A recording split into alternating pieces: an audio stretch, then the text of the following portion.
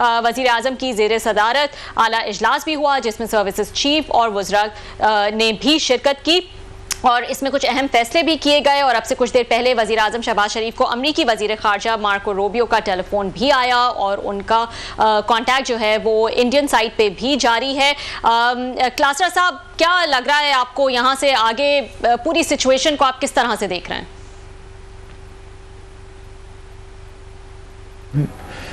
एक day of events कहें या बहुत सारे ख़तरात का एक दिन था, क्योंकि ऑलरेडी मिसाइल के हमलों के बाद पाकिस्तान पे बड़ा दबाव था कि आप जो है इंडिया को रिस्पॉन्ड करें, आप उन पे दोबारा कोई यहाँ से कोई अटैक्स लॉन्च होने चाहिए। अब पाकिस्तान के लिए भी मुश्किल थी और इंडियन खैर पहले कह रहे थे कि जनाब कि हम पाकिस्तान में सिविलियंस पे अटैक नहीं करेंगे, और पाकिस्तान भी ये कह चुका था कि हम सिविलियन पे अटैक नहीं करेंगे। और दोनों मुल्कों ने, जैसे पहले भी कल परसों बात हो रही थी, अपने सिविलियंस पे इन्होंने कभी, इवन मुखालफिन पे इन्होंने कभी भी अटैक्स नहीं किए जो पिछली वार्स हुई थी। लेकिन जो भावलपुर में हुआ तो जो एक दोनों मुल्कों के दरमियान एक अनअनाउंस्ड किस्म का एग्रीमेंट था, मुआहदा था, ये अंडरस्टैंडिंग थी, वो ब्रीच हुई। अगर जो इंडियंस कह रहे थे कि हमने वहाँ पे टेररिस्ट कोई कैंप था या उनका स्ट्रक्चर था, इंफ्रास्ट्रक्चर था, हमने उसको तबाह किया है, लेकिन वहाँ पे जो लोग जानते हैं उसमें मस्जिद थी, बच्चे थे, औरतें थे और फैमिली थी उनकी मसूद अज़हर की, तो वो तो अपनी जगह पे चीज़ें थी, जिससे पाकिस्तान में भी एक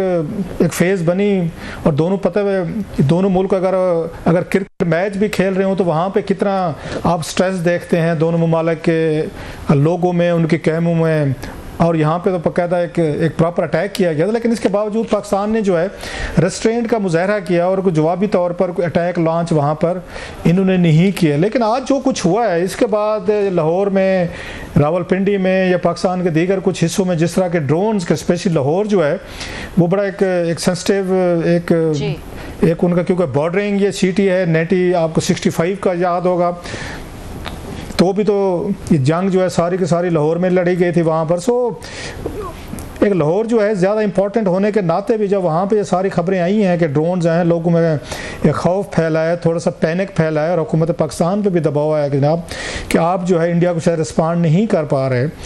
तो मेरा ख्याल है कि बड़ा एक मतलब डेंजरस एक सिचुएशन है, और जो तवक्को रखते हैं कि शायद इसकी डीएस्केलेट होगी, एस्केलेशन मज़ीद नहीं बढ़ेगी, तो वक्त गुजरने के साथ तो यूँ लग रहा है कि दोनों ममालिक के दरमियान ये जो एक मिसअंडरस्टैंडिंग कहें, वार ऑफ ईगोज़ कहें, ये वार ऑफ कैपेबिलिटीज़ कहें। पहले हमने देखा कि जहाज़ों की लड़ाई हुई, फिर हमने देखा मिसाइल आए, फिर हमने देखा ड्रोन्स आए, अब बात उसके बाद कहाँ जाकर ये रुकेगी, again it's yet to be seen. जी, तो ये बात एडमिट की जा सकती है कि पाकिस्तान ने अब तक एक रिस्ट्रेन ही दिखाया है।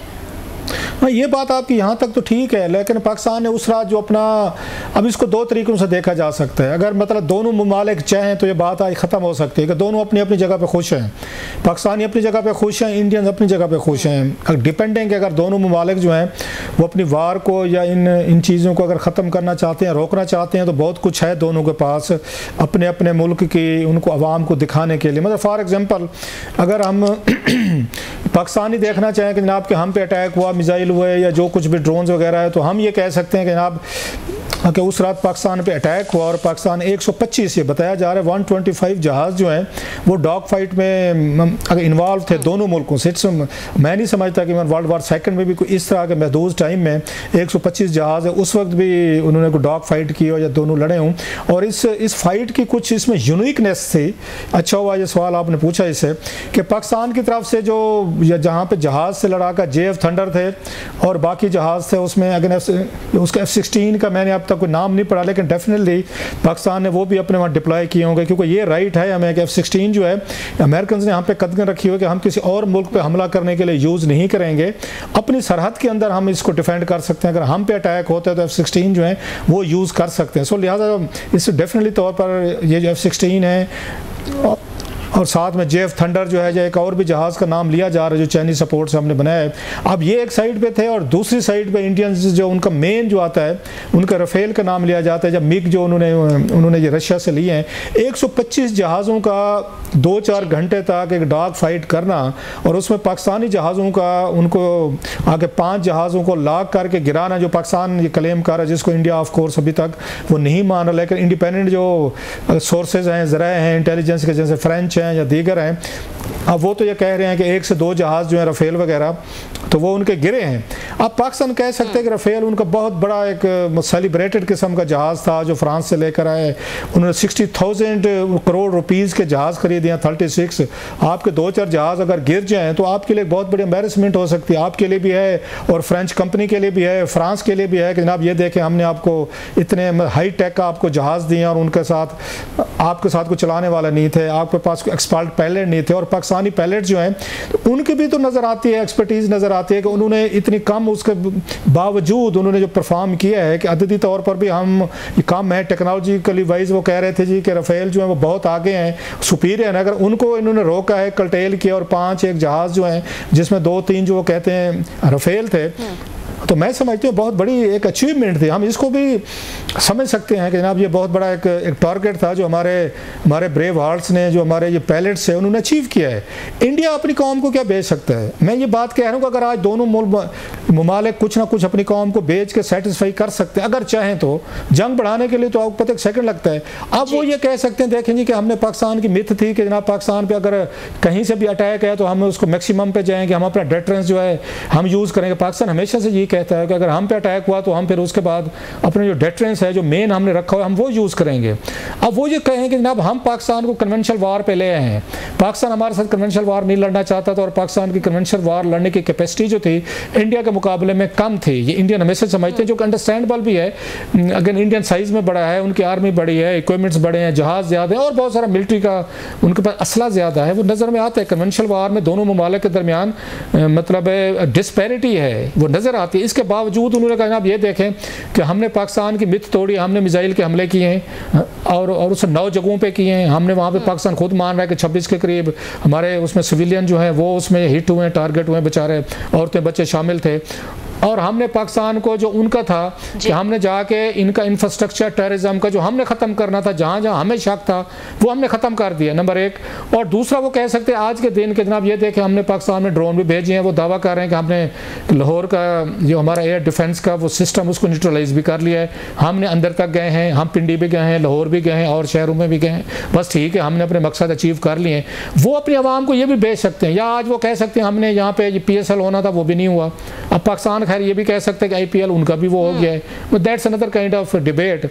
सो दोनों मुल्क अगर चाहें, पाकिस्तान भी ये बात कह सकते हैं अपने लोगों को कि भाई साहब कि हमने उनको अच्छा खासा रिस्पॉन्ड कर दिया है। इंडिया खुद कह रहा है, उन्होंने प्रेस रिलीज जारी किया कि 16 के करीब वहाँ भी कैजुअल्टीज हुई हैं। वो कह रहे हैं कि जनाब 16 मकामात पे पाकिस्तान ने भी अटैक किया अकॉर्डिंग टू देम।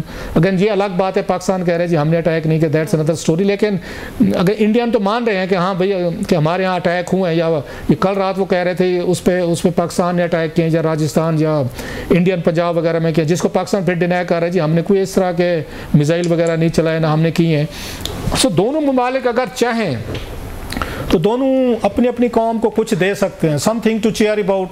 अगर यही लोगों को मज़ा है, चस्का है कि जनाब उस साइड पे भी लोग मरे हैं, हमारी पे भी मरे हैं, इधर भी ये कैजुअल्टीज़ हुई हैं इनोसेंट लोगों की, वहाँ पे उस साइड पे भी हो रही हैं, और फिर भी मतलब लोग मतलब दे नीड मोर ब्लड।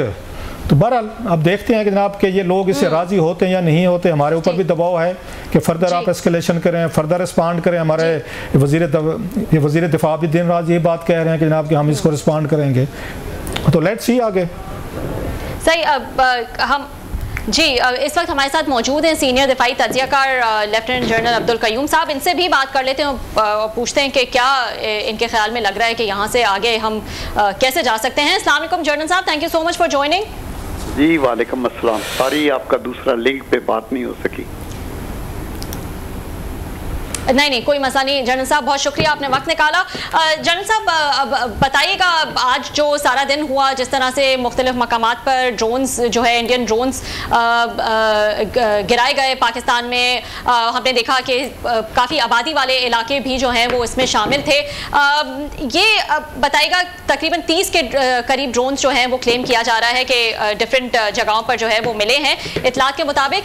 यहाँ से आगे अब पाकिस्तान के लिए क्या ऑप्शंस बाकी हैं और क्या बेहतर ऑप्शन होगा यहाँ से आगे फिलहाल?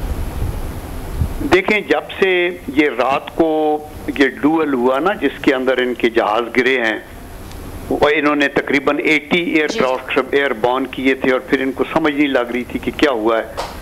और उस बदनामी जिसको फिर CNN ने भी कहा, BBC ने भी कहा, फ्रांस ने भी राफेल जहाज का जिक्र किया, तो उस हजीमत का छपाने के लिए फिर ये अपने पब्लिक के सामने अपने आप को सुरखरू करने के लिए ये इस चीज़ को, एक तो लाइन ऑफ कंट्रोल पे फायरिंग और दूसरा फिर ये तरीका कि चलो ड्रोन विद लिमिटेड इनके अंदर वो एक्सप्लोसिव डाल के आगे पीछे पैनिक क्रिएट करने के लिए, फेस सेविंग के लिए 29 इन्होंने भेजी हैं, जिनमें से एक इफेक्टिव हुआ है जिसमें कुछ जख्मी हुए हैं सोल्जर्स भी, और बाकियों का हमारे हुकूमत ने, डिफेंस लोगों ने उसका दिफा किया है अपने तौर पे।